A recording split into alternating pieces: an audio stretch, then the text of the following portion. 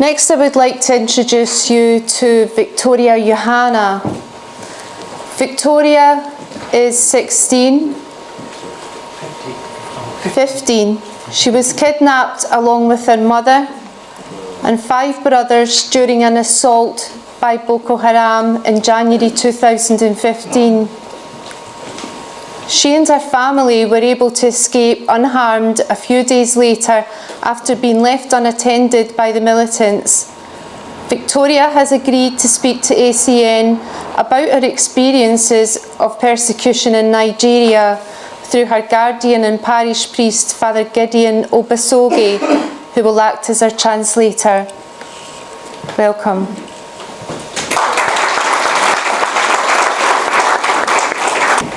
My Lord,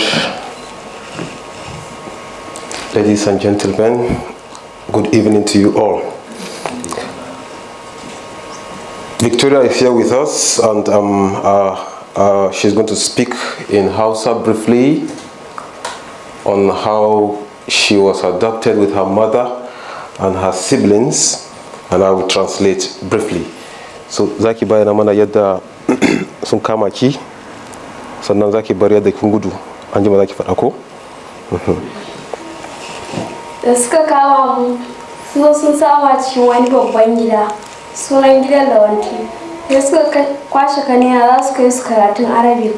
Da suka kai su, sai mama ta je ta same su, sai ta ce musu, sai ta gaya musu, kun san kuna shan magani kuma lokaci ya wuce ku zo kun sha maganin ku ba? Shikenan sai suka dawo.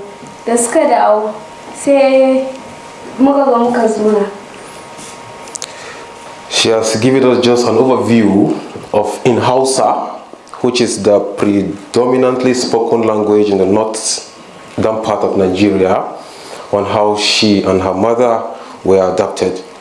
Sometime early January this year, when the Boko Haram terrorists stormed Baga in the northeastern part of Nigeria, Borno State to be precise, Victoria and her mother and her little ones, 5 of them, were in the house. And they woke up to deafening sounds of explosions and gunshots, thinking the military men were around to defend the weak city or the weak village. Little did they know that the terrorists were already in town.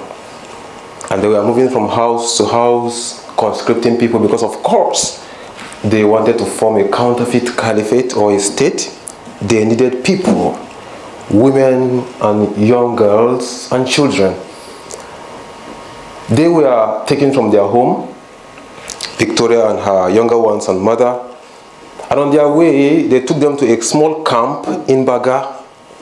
They saw how young adults who refused to be conscripted were beheaded. They saw how bullets were flying and people had terrible wounds. While in the camp, Victoria and her mother were terribly tortured. Her younger ones were forced into Quranic instruction by way of trying to purify them to become Boko Haram. She was there with her mother for 13 days without food, dirty water to drink. And that was how they stayed. But the mom told them to continue to pray in their minds, because they disguise themselves amongst the Muslim women.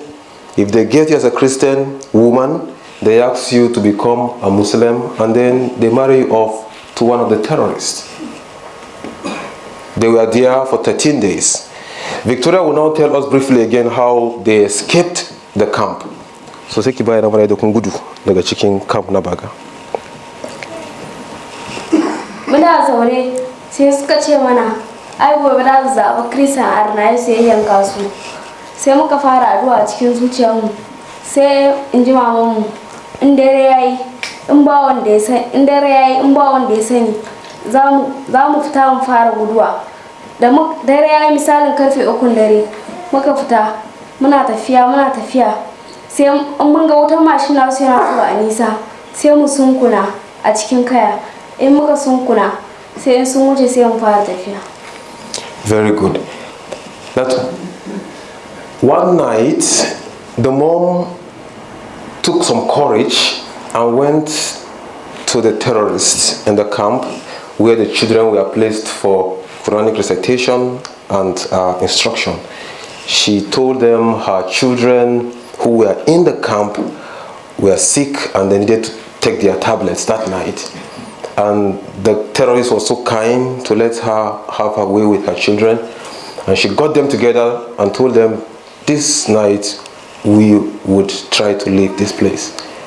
And they planned, that was how they came out in the night, and they trekked and traveled for more than 7 hours into the night, in the cold forest. And that's from her narration.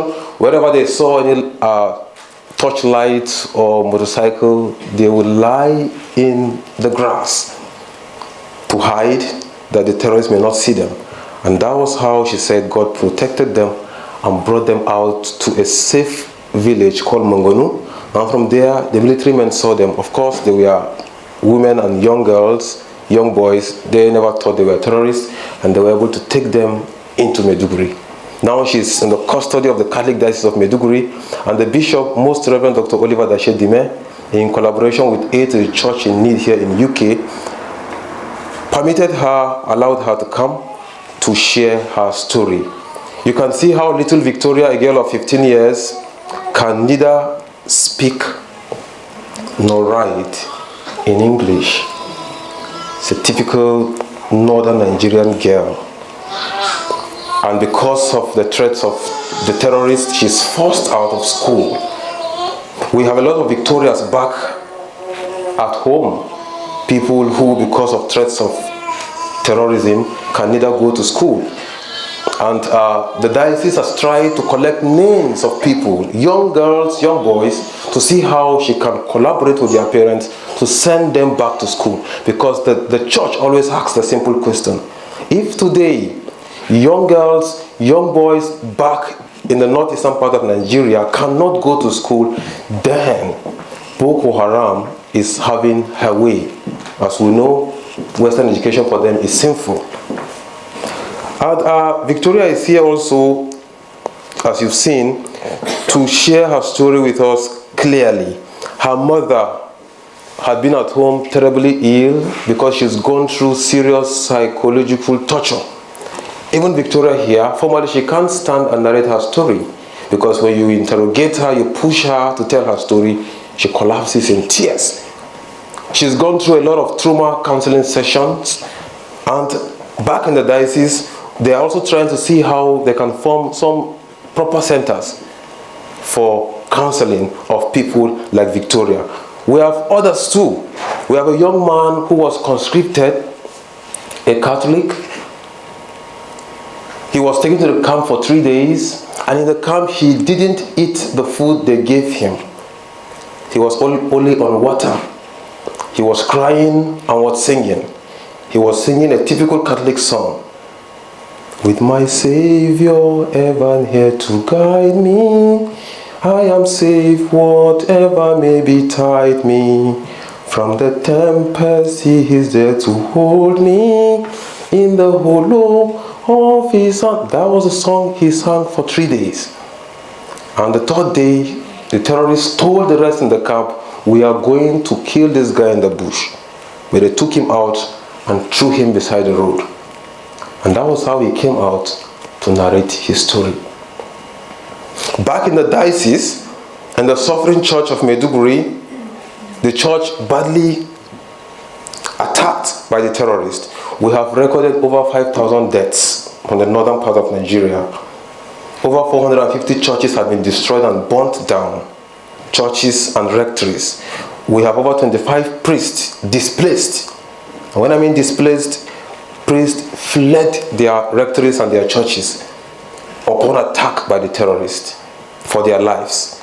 We have over 40 schools, Catholic schools and Catholic hospitals that have been destroyed and burnt down, including the minor seminary of St. Joseph.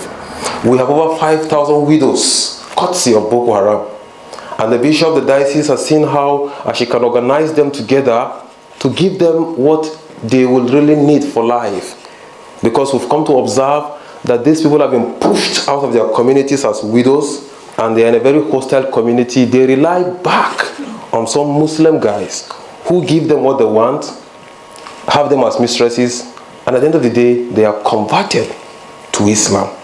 So the diocese, in her wisdom, the bishop particularly, has seen how he can bring them together, that they may share their story and remain as Christians. We have over 100,000 Catholics displaced. However, some people are gradually coming back home. They were faced heavily with humanitarian challenges. The faith of our people is with the church. Most aids made for the general public that comes from the government and other international community really meets the Christian minority, because up until now we still see sharp and subtle discrimination. The Christians will always come back to the church to get whatever they need. The Bishop of Maiduguri is doing his best by trying to organize trauma counseling centers for people like Victoria, educating the young, providing relief materials for our returnees. Many thanks to aid to the church in need.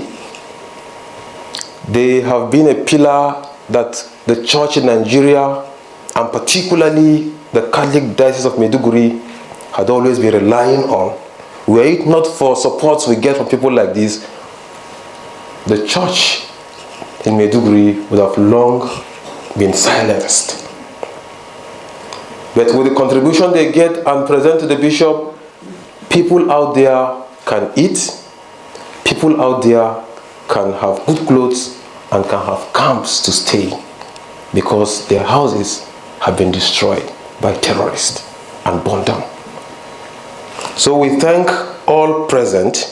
We thank particularly members of this organization, and we hope and pray that together we shall break all cycles of violence and war, and we hope to build the bridges of peace and love.